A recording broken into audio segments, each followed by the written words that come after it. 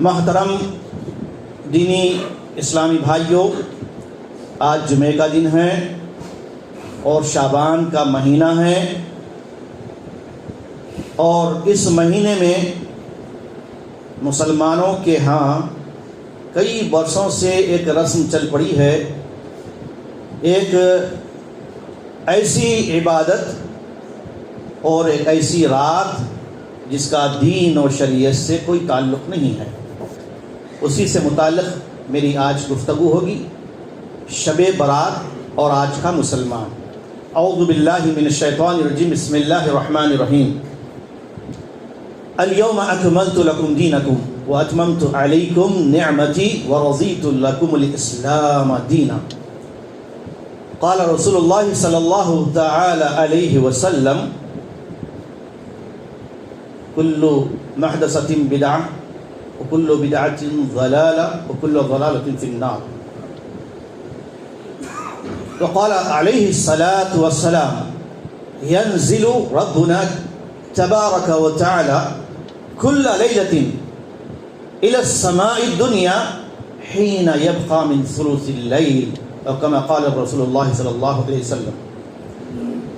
محترم حاضرین، میں نے حمد و ثنا کے بعد، حمد و صلوات کے بعد قرآن مقدس کی وہ مشہور آیت جو اللہ کے رسول صلی اللہ تعالی علیہ وسلم پر نازل ہوئی، جس میں اللہ تعالیٰ نے دین اسلام کے کمپلیٹ ہونے اور کامل ہونے کا اعلان فرمایا۔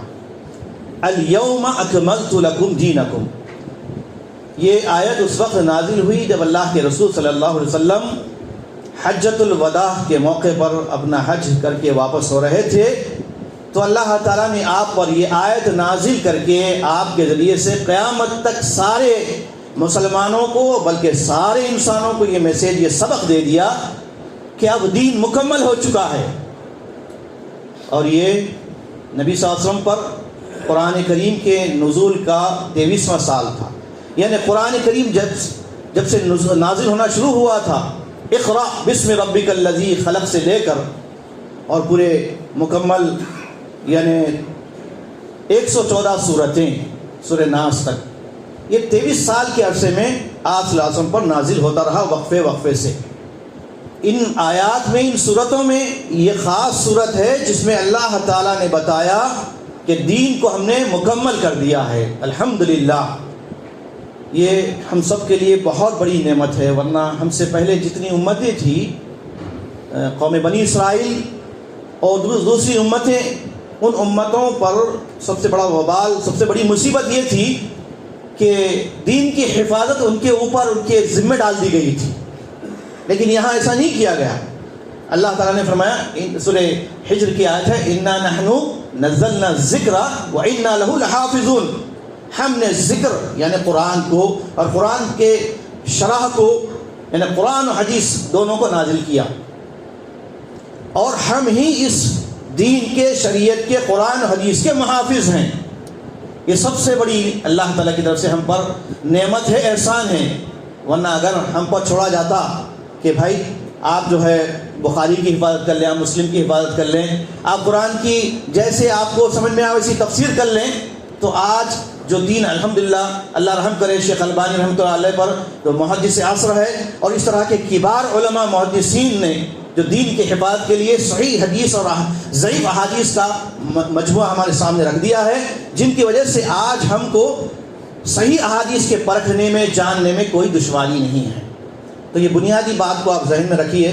جتنی گمراہیاں آج مسلمانوں کے اندر پائی جاتی ہے، جو موسمی بیماریاں ہیں، موسمی جو ہے جتنے بدعات و خرافات ہے، سال کے 12 مہینے میں کوئی مہینہ ایسا نہیں چھوٹتا جس میں مسلمان کوئی نہ کوئی عید اور تہوار اور رسم اور بدعت نہ مناتا ہو، جبکہ اللہ تعالیٰ نے فرمایا: الیوم اکملت لکم دینکم۔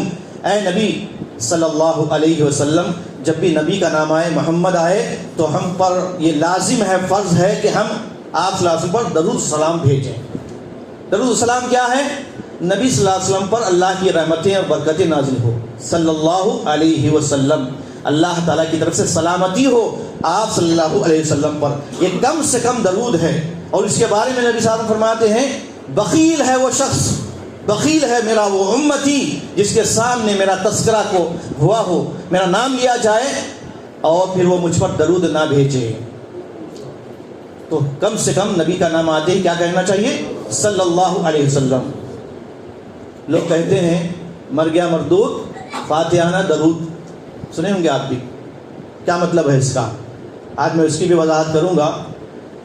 جو واقعی نہ درود پڑھتا ہے نہ فاتحہ پڑھتا ہے، فاتحہ نماز کے اندر پڑھنے کا حکم ہے۔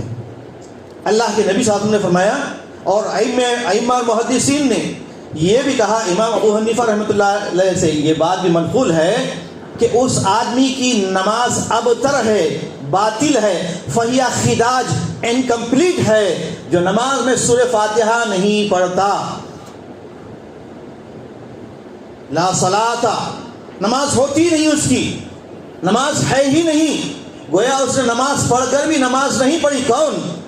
من لم یقرأ بفاتحۃ الکتاب، جو فاتحۃ الکتاب قرآن کریم کی جو ام الکتاب ہے سورۃ الفاتحہ، جو نماز میں نہ پڑھے اس کی نماز نہیں ہوتی، چاہے وہ نفل نماز ہو، فرض ہو، یا پھر صلاۃ جنازہ ہی کیوں نہ ہو، یا عیدین کی نماز کیوں نہ ہو۔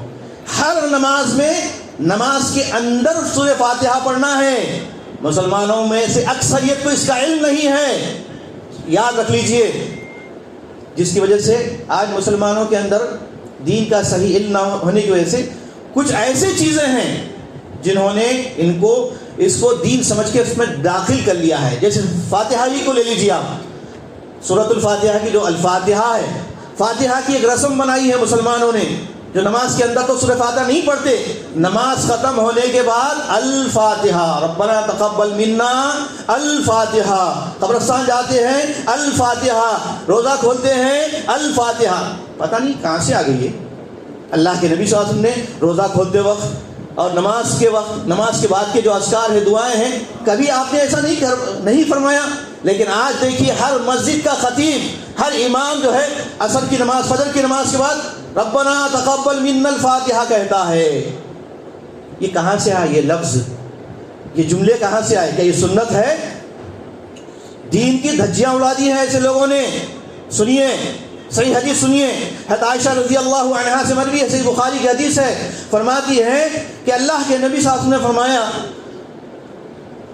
اللہ کے نبی صلی اللہ علیہ وسلم فرماتے ہیں، من احدث فی امرنا ھذا ما لیس منہ فہو رد، جس کسی نے بھی ہمارے دین میں، ہماری شریعت میں، ہمارے احکامات میں ایسی چیز کو وضع کیا، اس کو شروع کیا، اس کا آغاز کیا، اس کو رائج کیا یا اس پر عمل کیا جو ہم نے نہیں بتائی تھی، جو اللہ نے نہیں بتائی، جو اللہ کے نبی صلی اللہ علیہ وسلم نے نہیں بتائی، تو ایسا عمل کے بارے میں اللہ کے نبی صلی اللہ علیہ وسلم فرماتے ہیں وہ قابل ریجیکٹ ہے، اس کو قبول نہیں کرنا۔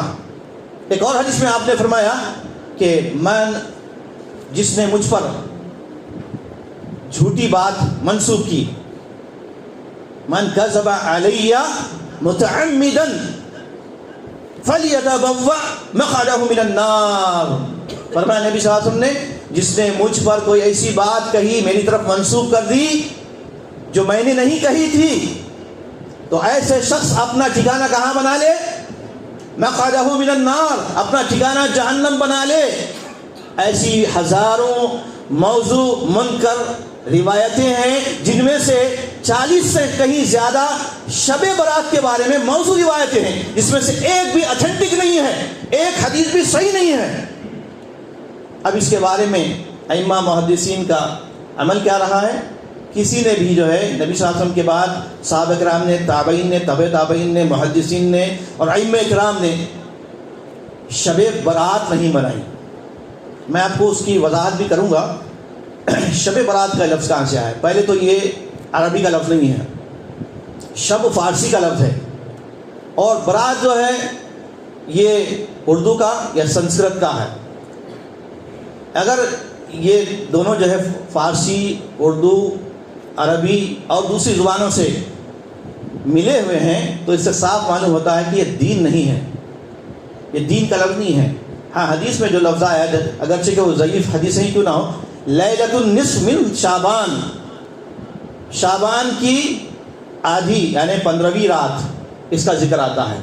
اب وہ جو روایتیں ہیں، جتنی بھی روایتیں ہیں، سب کے سب جو ہے موضوع روایت ہیں، اور موضوع روایت کے بارے میں اسلاف کا طرز عمل یہی رہا ہے کہ موضوع روایت صحیح حدیث کے مقابلے میں نہیں ٹھہر سکتی، اس کا کوئی ویلیو نہیں ہے، مقام نہیں ہے۔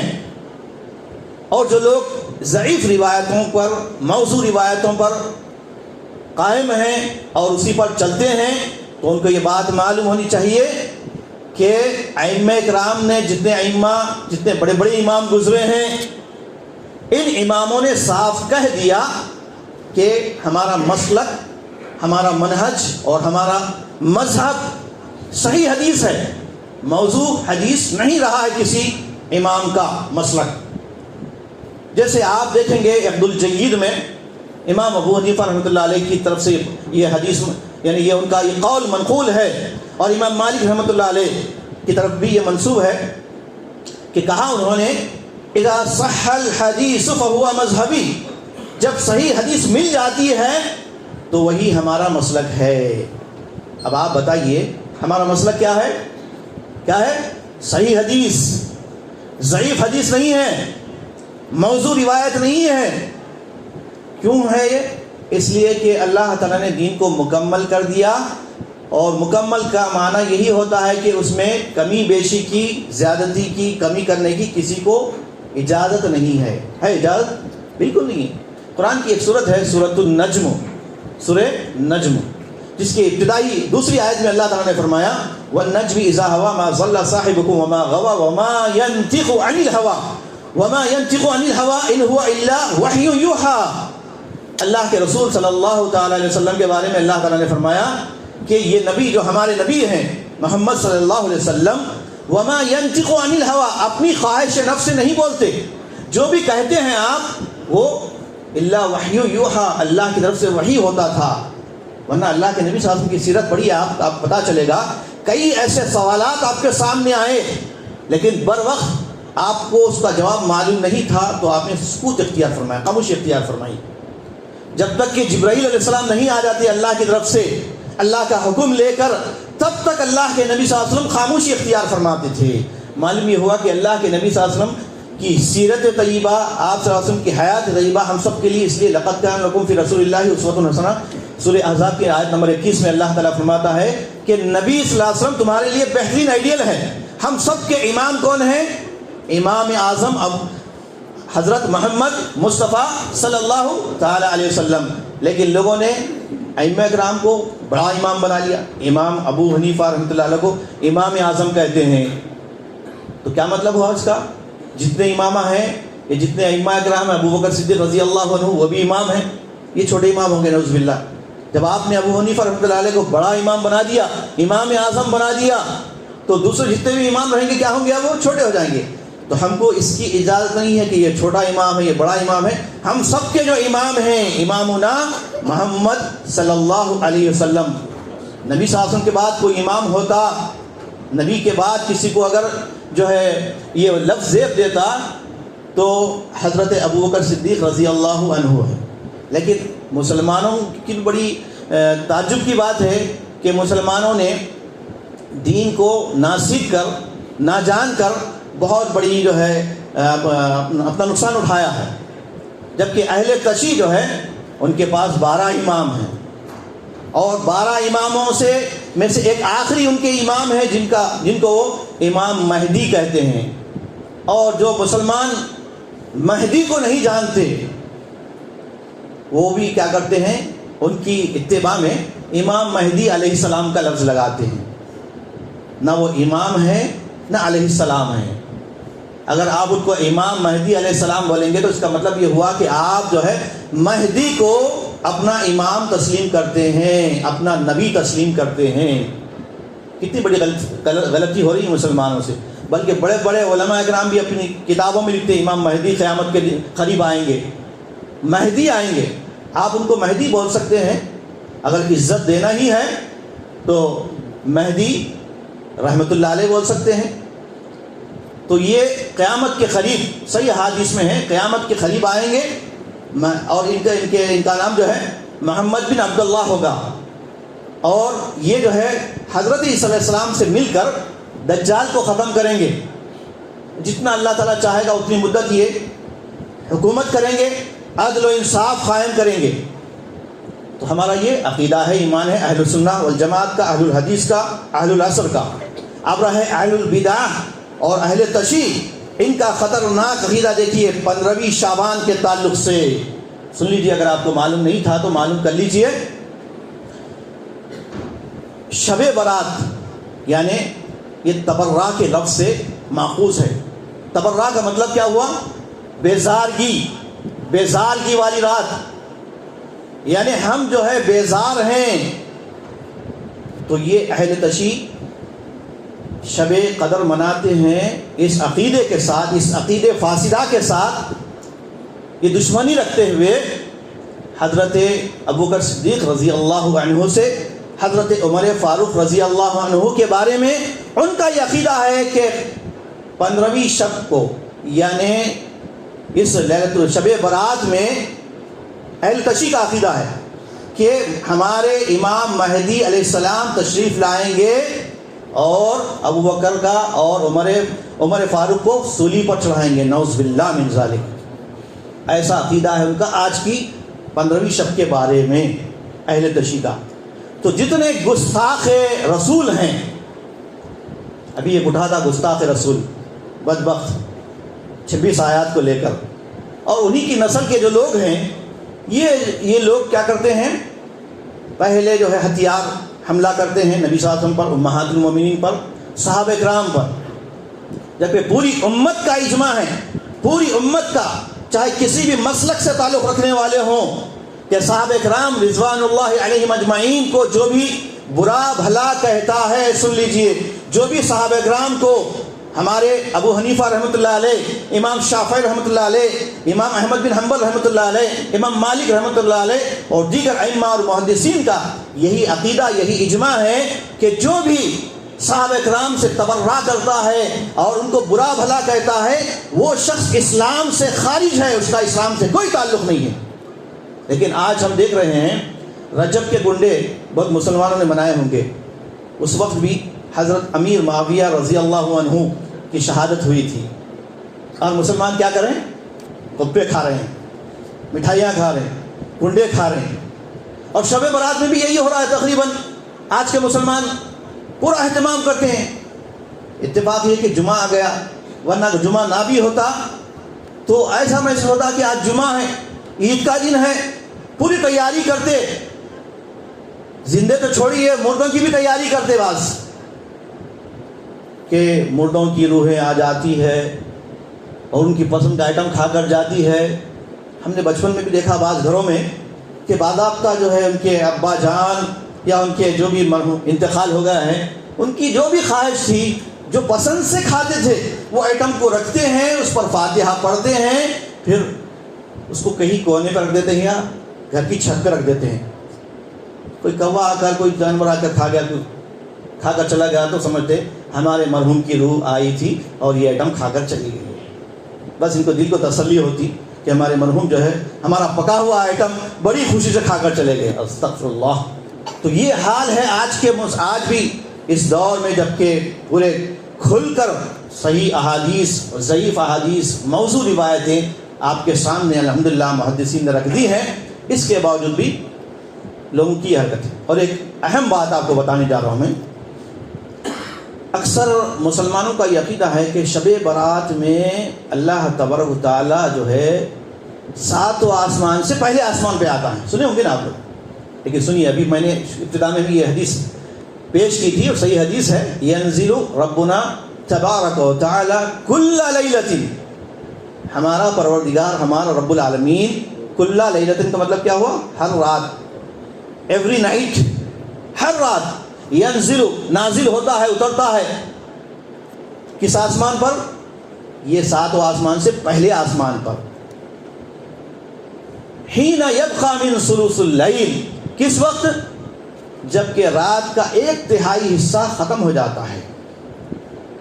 1/3 یعنی 1/3 نائٹ کا، رات کا، یعنی 2 سے 5 یا 4 کے درمیان سمجھیے، جو وقت تہجد کا، قیام اللیل کا ہوتا ہے، اس وقت اللہ تعالیٰ نازل ہوتا ہے پہلے آسمان پر، اور اس حدیث میں یہ الفاظ بھی ہیں کہ اللہ تعالیٰ پکار لگاتا ہے کہ کوئی میرے گناہ گار بندو، رات کے گناہ گارو، مجھ سے بخشش مانگو، مجھ سے توبہ کرو، میں تمہاری توبہ قبول کروں گا۔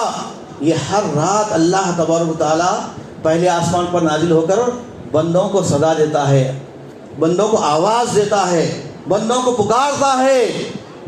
لیکن آج کا مسلمان جو پوری ڈیجیٹل لائف گزار رہا ہے، وہ مسلمان کی رات دن ہوتی ہے، دن میں سوتا ہے، وہ رات ختم کب ہوتی ہے؟ 3-4 بجے سو جاتا ہے، جب اللہ تبارک و تعالیٰ پہلے آسمان پر آتا ہے، جب یہ اوڑھ لے کر سو جاتا ہے، کیونکہ رات تمام مکمل 5 گھنٹے 8 گھنٹے آج کے سارے بچے، بوڑھے، جوان، بڈھیاں سب مل کے کیا کرتے ہیں؟ اپنے اپنے بستروں پہ، اپنے اپنے تکیوں پہ، ایک ملعون اس وقت کا وہ ہمارے ساتھ رہتا ہے، یہ سیل فون، اس کا غلط استعمال ہوتا ہے، اور پھر چیٹنگ ہوتی ہے اس فون کے ذریعے سے، اس میڈیا کے ذریعے سے، سوشل میڈیا کے ذریعے سے۔ ساری رات اپنے ذہن کو تباہ کرتے ہیں، اپنا وقت برباد کرتے ہیں، اور اللہ کے حکم کی خلاف ورزی کرتے ہیں۔ اللہ تعالیٰ نے رات کس لیے بنائی؟ آرام کرنے کے لیے، لیکن رات جاگتے ہیں، سوتے کب ہیں؟ فجر کے وقت سوتے ہیں یا تہجد کے وقت سو جاتے ہیں۔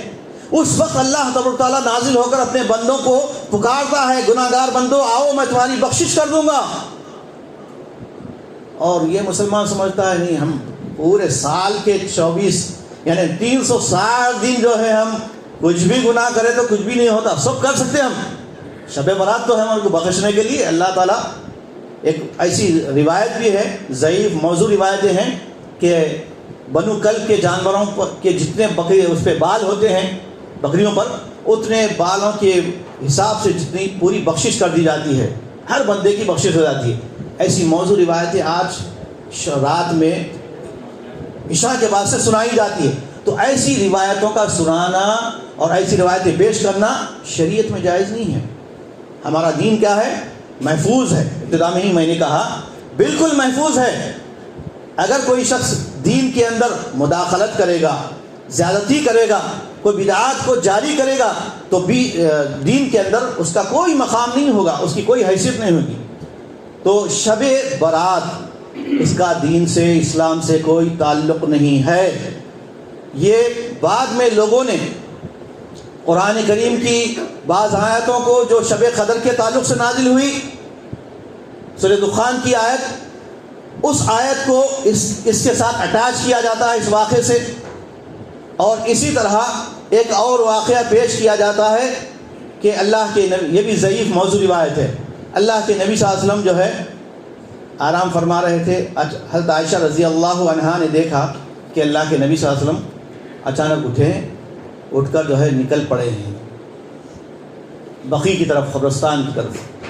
تو میں بھی آپ کے پیچھے آہستہ آہستہ جانے لگی، یہاں تک کہ آپ قبرستان پہنچے اور آپ نے دعائیں کی وہاں پر۔ پھر نبی صلی اللہ علیہ وسلم واپس آئے، حضرت عائشہ کو آپ نے دیکھ لیا تھا، کہا عائشہ کیا تم یہ سمجھتی ہو کہ محمد صلی اللہ علیہ وسلم تم سے خیانت کرے گا، تم سے خیانت کریں گے؟ نہیں، آج تو وہ رات ہے جس کی فضیلت اس طرح ہے۔ یہ روایت بیان کر کے لوگوں میں شب برات کو ثابت کیا جاتا ہے، جبکہ یہ موضوع روایت ہے۔ اس کا ہمارے محدثین نے اس موضوع روایت کا پوسٹ مارٹم کر دیا۔ جیسے مثال کے طور پر ایک صحیح حدیث ہے کہ اللہ کے نبی صلی اللہ علیہ وسلم، وہ بھی حضرت عائشہ رضی اللہ عنہا سے، بخاری کی حدیث ہے، کہا انہوں نے کہ جب رمضان کا آخری عشرہ شروع ہوتا، اذا دخل شہر الاواخر، رمضان کا آخری عشرہ شروع ہوتا، شد میزرہ وایقظ اہلہ واحیا لیلہ۔ حضرت عائشہ رضی اللہ عنہا فرماتی ہیں کہ رمضان کا آخری عشرہ یعنی آخری 10 دن جیسے شروع ہوتے تو اللہ کے نبی صلی اللہ علیہ وسلم اپنی کمر کس لیتے تھے، شد میزرہ، یعنی بالکل چاق و چوبند ہو جایا کرتے تھے.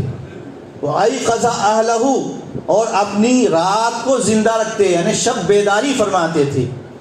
صرف خود بیدار نہیں رہتے تھے, وہ أَيْقَظَ أَهْلَهُ اپنے اہل و عیال کو بھی بیدار کرتے تھے. دیکھا آپ نے, یہ صحیح حدیث ہے. اور یہ موضوع روایت میں کیا ہے, آپ چپکے چپکے سے نکلے, قبرستان چلے گئے, دعا کر لے رہی. ایسا ہو سکتا ہے کیا؟ کوئی عبادت اللہ کے نبی صلی اللہ علیہ وسلم امت کے فائدے کے لیے ہو, پوری انسانیت کے فائدے کے لیے ہو, تو اللہ کے نبی صلی اللہ علیہ وسلم خاموش نہیں رہے. امت کو آپ نے بیدار کیا. آپ نے فرمایا شب قدر کی آخری شب قدر کو تم تلاش کرو, رمضان کے آخری عشرے میں تلاش کرو. یہ آپ نے تاکیدی حکم دیا اپنے گھر والوں کو بھی, سارے مسلمانوں کو بھی. لیکن شب برات کے بارے میں جتنی روایتیں ہیں, سارے روایتوں کا یہی حال ہے. تو اب مسلمانوں کو کیا کرنا ہے؟ ابتدا میں نے کہا کہ سال کے 12 مہینے میں جتنے رسومات مسلمان مناتے ہیں, چاہے مردوں کی عید کے نام سے ہو, یا آخری چہارشنبہ مناتے ہو, یا پھر رجب کے کنڈے کرتے ہوں, ہر مہینے کی ایک نہ ایک بدعت. اب آنے والا مہینہ رمضان کا مہینہ ہے, بڑا مقدس مہینہ ہے. اس مہینے میں مسلمانوں نے کوئی بدعت نہیں چھوڑی ہے. اس میں بھی بہت بدعتیں ہیں. انشاءاللہ پھر کسی موقع پر آپ کے سامنے بیان کیا جائے گا, ابھی مہینہ باقی ہے. لیکن اتنا یاد رکھیے کہ شب برات کا دین سے, صحیح اسلام سے کوئی تعلق نہیں ہے. اب بعض لوگ بولیں گے بھائی اتنے برسوں سے یہ چلتے ہوئے آ رہا, آپ لوگ بول رہے ہیں ہم کو یہ کیسا تسلیم کریں گے, ہم کیسا مانیں گے؟ تو یاد رکھیے بہت ساری ایسی چیزیں ہیں ابھی مسلمانوں کے علم میں نہیں آئی, بلکہ مسلمانوں نے اس کو معلوم کرنے کی کوشش نہیں کی ہے. آپ دیکھیے اکثر مسلمانوں کا عقیدہ اللہ کے بارے میں بالکل غلط ہے, جبکہ بنیادی بات ہے کہ اللہ تعالیٰ کہاں ہے, اللہ کہاں ہے, عین اللہ. تو مسلمان کا جو ہے جواب کیا ہوگا؟ کیا جواب ہوگا؟ 3-4 جواب ہوں گے, الگ الگ جواب ہوں گے سب کے. اللہ ہر چیز میں ہے بولیں گے, ہر شجر میں ہے, حجر میں ہے, اللہ ہمارے اندر موجود ہے, یہ بھی بولیں گے. لیکن جس کو صحیح علم ہوگا وہ بالکل قرآن کی آیت, احادیث سے, محدثین کے اقوال سے, اور اہل السنہ والجماعت کا جو عقیدہ ہے, عقیدۃ الطحاویہ امام جعفر کی, اور اسی طرح شیخ الاسلام ابن تیمیہ رحمۃ اللہ علیہ کی عقیدے کے تعلق سے العقیدۃ الواسطیہ, ان کتابوں کے اندر باضابطہ اللہ کے بارے میں عقیدے کی تفصیل موجود ہے کہ اللہ تعالیٰ کہاں ہے, پورے دلائل کے ساتھ موجود ہے. سورہ طٰہٰ کی آیت نمبر 5, الرحمن علی العرش استویٰ, رحمان یعنی اللہ تبارک و تعالیٰ عرش پر مستوی ہے. لیکن اس کا علم پوری انسانیت کو, پوری کائنات کی ہر چیز کا اس کو علم ہے, وہ کنٹرول کر رہا ہے ہر چیز کو. اور آج کے سائنٹیفک دور میں یہ سمجھنا کوئی مشکل نہیں ہے. ایک معمولی سے سیل فون کے ذریعے سے پوری دنیا کے حالات ہم معلوم کرتے ہیں. وہ تو جو ہے پوری کائنات کو پیدا کرنے والا ہے, وہ ہر چیز کو جانتا ہے. ان اللہ علی کل شیء قدیر. اور اللہ تعالیٰ کے بارے میں یہ عقیدہ رکھنا کہ اللہ تعالیٰ آج ہی کی رات نازل ہوتا ہے, یہ غلط ہے. ہر رات اللہ تبارک تعالیٰ کا نزول ہوتا ہے, بندوں سے جو ہے اللہ تعالیٰ جو ہے کہتا ہے کہ اے میرے گناہ گار بندو آؤ تمہاری میں بخشش کر دوں گا. تو لہٰذا اس ماہ شعبان میں کے تعلق سے روایت یہ صحیح احادیث میں آتا ہے کہ اللہ کے نبی صلی اللہ علیہ وسلم ماہ شعبان کے یعنی نصف تک روزے رکھا کرتے تھے, نفل روزے. اور جیسے ہی نصف ختم ہو جاتا, 15 شعبان ختم ہو جاتا, اس کے بعد نبی صلی اللہ علیہ وسلم روزے نہیں رکھتے تھے, کیونکہ اب آنے والا جو مہینہ ہے رمضان کا ہے, اس کے لیے جو ہے چاق و چوبند رہیں, اس کے لیے تیار رہیں. لیکن یہاں پہ کیا کرتے ہیں, آج کی رات بھی لوگ روزہ رکھتے ہیں, شب برات کا روزہ, پھر جو ہے رات تمام جاگتے ہیں. کیسی رات ہوتی ہے ان کی آپ دیکھ لیجیے, بتانے کی ضرورت نہیں ہے. نوجوان جو ہے بس جاگنا ہے, پٹاخے پھوڑتے ہیں, لوگوں کو چھیڑتے ہیں, چھڑم خانی ہوتی ہے اور شور شرابہ ہوتا ہے, جیسے دوسری قوموں میں ہوتا ہے شبراتری. بس اسی شب برات ان کی شبراتری ہے, یہ آج کے بگڑے ہوئے مسلمانوں کی شب برات ہے. اس میں پورے ویسے ہی کام ہوتے ہیں, پٹاخے پھوڑتے ہیں, مسجدوں کو لائٹ رونق کیا جاتا ہے, اور پھر رات تمام جاگ کر کھاتے ہیں. پھر قضائے عمری بھی ادا کرتے ہیں بعض لوگ. قضائے عمری جتنی نمازیں چھوٹی ہے زندگی بھر کی پوری ایک رات میں پڑھ لیتے ہیں. ایسا ممکن ہے؟ اب 1 سال تک کھانا مت کھائیے, شب برات کی رات میں پورے جتنا 1 سال کا گزر گیا پورا کھائیے آپ. ہو سکتا ہے ایسا؟ کئی کو ایسا بدہضمی کے کام کرتے مسلمان, بے دین. تو دین ہمارا اعتدال پر ہے، کب کرنا ہے، کیا کرنا ہے، کیسے کرنا ہے، کہاں کرنا ہے، ہر چیز بتائی گئی ہے. لیکن مسلمانوں کو اس کا علم نہ ہونے کی وجہ سے رات تمام مرد عورتیں جو ہے یہ وہ باتوں میں ادھر ادھر کے قصے کہانیوں میں، اور صبح ہوتے ہی قبرستان جاتے، رات میں انتظار کرتے مرحومین کا کہ آئیں گے وہ. تو ان کے نزدیک یہ بھی ہے کہ مردوں کی عید ہے، یہ مردوں کی عید. زندوں کی عید تو سنے تھے ہم، اللہ کے نبی صلی اللہ علیہ وسلم نے فرمایا کہ اسلام کی 2 ہی عیدیں ہیں، لنا عیدان، ہمارے لیے 2 ہی عیدیں ہیں، عید الفطر و عید الاضحیٰ. لیکن کتنی عیدیں نکال لی ہیں مسلمانوں نے. میرے خیال سے مسلمانوں کو جو ہے کمپٹیشن کرنے کا بہت شوق ہے. عیسائیوں کے پاس وہ لوگ جو ہے عیسیٰ علیہ السلام کی ولادت مناتے ہیں، برتھ ڈے مناتے ہیں، ہم کیوں نہ منائیں، چلو ہم بھی منائیں گے، ہم جو ہے میلاد النبی مناتے ہیں. اور غیر قوم کے پاس جو ہے، ہندوؤں کے پاس مختلف تہوار ہے، پٹاخے پھوڑنے کے ہے، ہولی کے ہے، فلاں کے ہے، فلاں کے. تو مسلمانوں نے مختلف جو ہے تہوار منانا شروع کر دیا ہے. ہولی مسلمان بھی مناتے ہیں، نہیں مناتے ہیں؟ شادی سے پہلے کچھ ہوتا دیکھیے، رنگ کھیلے جاتے ہیں، دلہا دلہن، دلہے والے دلہن والے، یہ بھی ہوتا ہے. تو تقریباً دوسری قوموں کے طور طریقے مسلمانوں کے اندر آ گئے ہیں. اب آپ دیکھیے حجاب کا اتنا بڑا مسئلہ اٹھا ہے، اتنا بڑا مسئلہ اٹھا ہے، جبکہ اس کا جو ہے تعلیم سے کوئی تعلق نہیں ہے. حجاب مسلمانوں کا، مسلمان خواتین کا، بچیوں کا فطری حق ہے، ان کے رائٹس ہے وہ. لیکن میڈیا کے ذریعے سے، سپریم کورٹ کے ذریعے سے، ہائی کورٹ کے ذریعے سے، ابھی سپریم کورٹ کا فیصلہ آنے والا ہے، اس کے ذریعے سے جو ہے مسلمانوں کو کہا جا رہا ہے کہ خواتین جو ہے اپنا یہ ڈریس استعمال نہ کریں، بلکہ جو ڈریس اسکول سے، کالج سے جو ان کو بتایا گیا ہے وہی حجاب استعمال نہ کریں.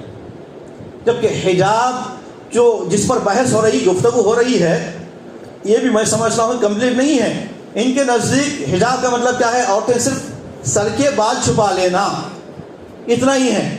سارا جسم جو ہے کیسا بھی پہن لیتی ہے تو کوئی حرج نہیں ہے، بال چھپا لیتی ہے تو یہ حجاب ہے. اور یہ حجاب بھی استعمال نہیں کرنا. اسلام میں، دین میں کیا ہے؟ عورت حجاب ہے، عورت کے معنی ہی حجاب ہے.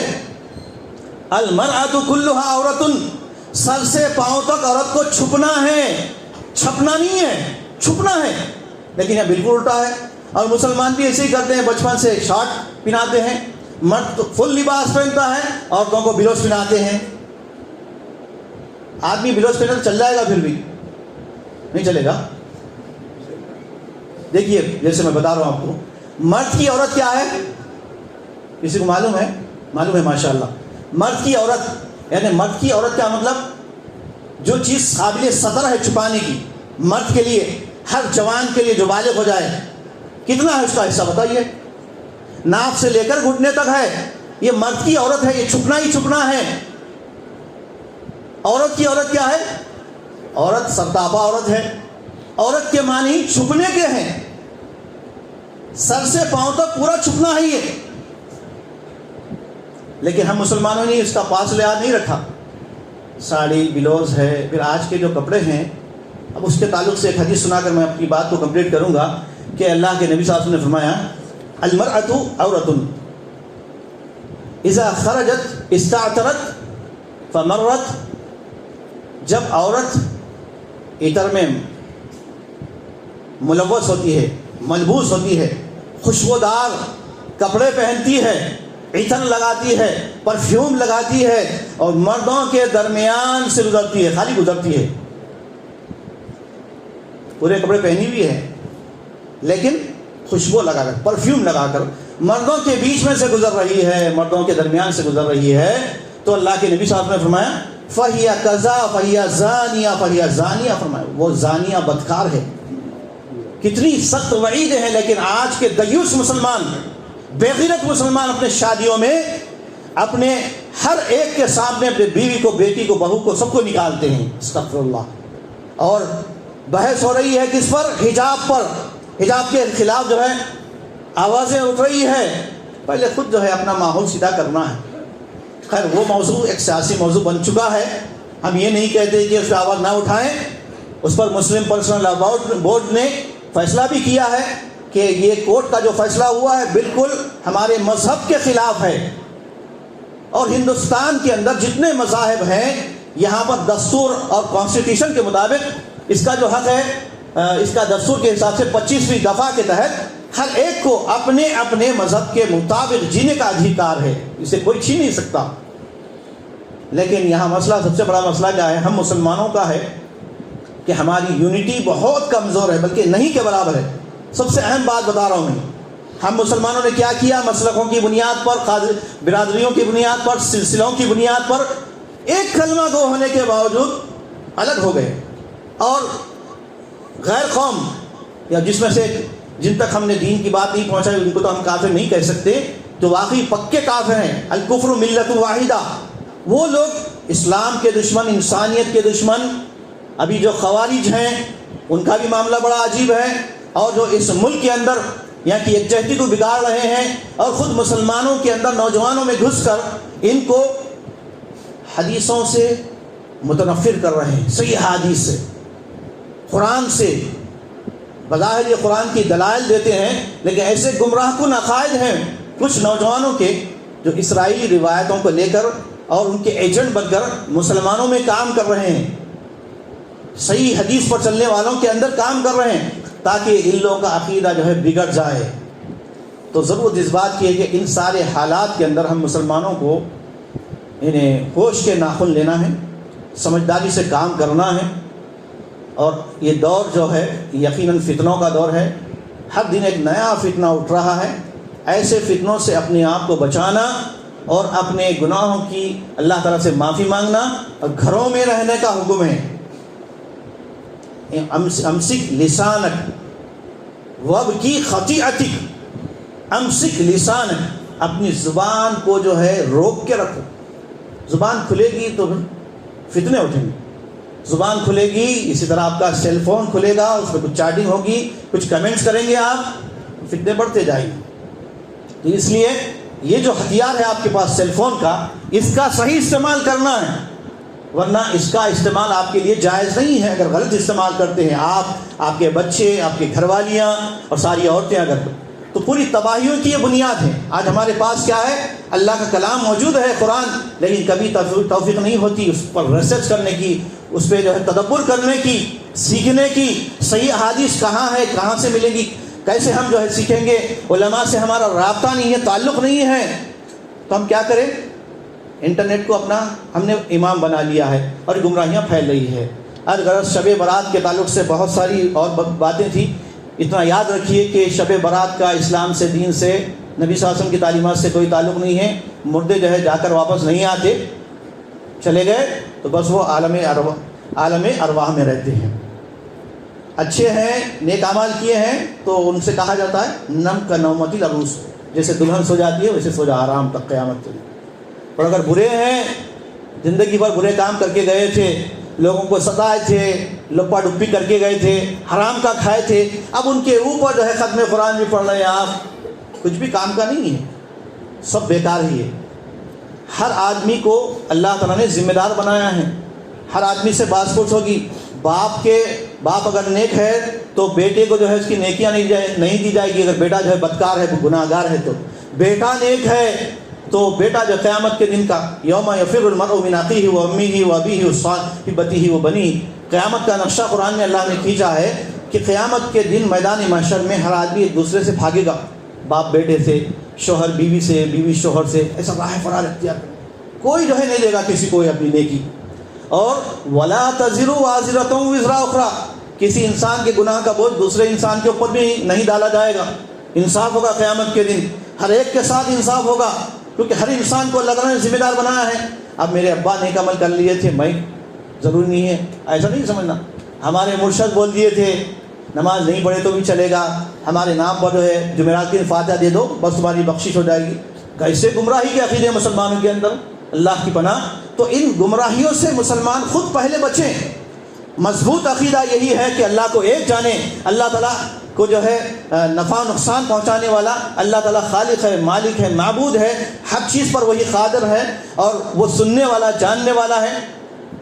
علیم بذات الصدور ہے، اس سے اپنے تعلق کو مضبوط کرنا اور اللہ سے قریب ہونا ہے. ہم کو اللہ سے قریب ہونے کے لیے ضروری ہے کہ ہم عبادتیں کریں، اللہ تعالیٰ کثرت سے اللہ کا ذکر کریں، قرآن سے اپنے تعلق کو جوڑیں اور اپنی زبان کو جو ہے اللہ کی یاد سے، اللہ کے ذکر سے، توحید سے، حمد باری تعالیٰ سے، ذکر و اذکار سے زبان کو تر رکھیں اور لوگوں کی غیبتوں سے، چغلیوں سے، برائیوں سے اور اپنے آنکھوں کی برائی سے، ہاتھوں کی برائی سے، پیروں کی برائی سے، دماغ کی برائی سے اپنے آپ کو محفوظ رکھیں، تاکہ جب ہمارا جو ہے وقت آئے، ملک الموت ہمارے پاس آئے تو ہماری روح جو ہے آسانی سے نکل سکے. ایسا نہ ہو کہ روح اٹک جائے، پھر سڈن ایسی موت آ جائے کہ آپ کو جو ہے ہم کو پھر توبہ کرنے کا موقع نہ ملے، ہارٹ اٹیک ہو جائے، ہارٹ فیل ہو جائے. اللہ اکبر. اللہ کے نبی صلی اللہ علیہ وسلم دعا کرتے تھے اللہم انی اعوذ بک کہ اللہ میں تجھ سے پناہ مانگتا ہوں اچانک موت سے، اچانک حادثے سے. تو ہمیشہ مسلمان جو ہے چوکنا رہ کر زندگی گزارنا ہے، اللہ سے ڈرتے ہوئے زندگی گزارنا ہے کہ میرا قدم اٹھے گا تو خیر کی طرف اٹھے گا. برائی جب ہو رہی ہے تو میں اپنی آنکھوں سے دیکھتا ہوں تو اس کو روکنے کی کوشش کریں. یہ ہم مسلمانوں کی ذمہ داریاں ہیں. ہم یہ نہیں کرتے ہیں تو یقیناً آفتیں آ رہی ہیں، بلائیں آ رہی ہیں، مصیبتیں آ رہی ہیں، پھر ہم کھوکھلے ہو رہے ہیں، کمزور ہیں، ہم پر مار پہ مار، ہمارے عقیدے پہ مار پڑ رہی ہے، ہمارے قرآن پر کی بے حرمتی ہو رہی ہے، ہمارے صحابہ کرام کی بے حرمتی ہو رہی ہے، نبی صلی اللہ علیہ وسلم کی رسالت کی توہین ہو رہی ہے، گستاخی ہو رہی ہے. تو کوئی ہمارے اندر حرکت نہیں ہے. ہم اپنی جگہ اپنے کاروبار میں، کھانے پینے میں، موج مستی میں، دیکھیے اسی میں مگن ہے. تو ہم اللہ سے ڈر کر زندگی گزاریں. جو اللہ سے ڈرتا ہے ساری دنیا اس سے ڈرتی ہے، جو اللہ سے نہیں ڈرتا ساری دنیا اس کو ڈراتی ہے. اللہ تعالیٰ سے دعا ہے کہ رب العالمین ہم سب کو صحیح معنی میں صحیح دین سیکھنے کی توفیق عطا فرمائے، ہر قسم کی برائی سے ہم سب کو محفوظ رکھے، ہم مسلمانوں کو متحد و منظم فرما دے اور سارے عالم کے مسلمانوں کو اللہ تعالیٰ ایک کر دے. بالخصوص ہندوستان میں جو اقلیتیں مسلمان کمزور ہیں، ان پر ظلم ہو رہا ہے، اللہ تعالیٰ ان کی مدد فرما. جو ہم میں بیمار ہیں، جو حضرات نے ہمیں اپیل کرنے کے لیے کہا ہے یا پھر یہاں کے ذمہ دار سے کہا ہے، اللہ تعالیٰ ان سب کو صحت عاجلہ کاملہ عطا فرمائے. جتنے پریشان حال ہیں اللہ تعالیٰ ان سب کی پریشانی کو دور کر دے. نوجوانوں کو اللہ تعالیٰ ہر قسم کے شر سے، برائی سے بچنے کی توفیق عطا فرمائے. ہماری ماں اور بہنوں کو ہر قسم کی رسومات اور خرافات سے بچائے. ہمارے گھر کے بڑے بزرگوں کو گھر کی نگرانی کرنے، تربیت کرنے کی توفیق عطا فرمائے. جب ہماری موت آئے تو خیر پر، ایمان پر آئے. آمین. وآخر دعوانا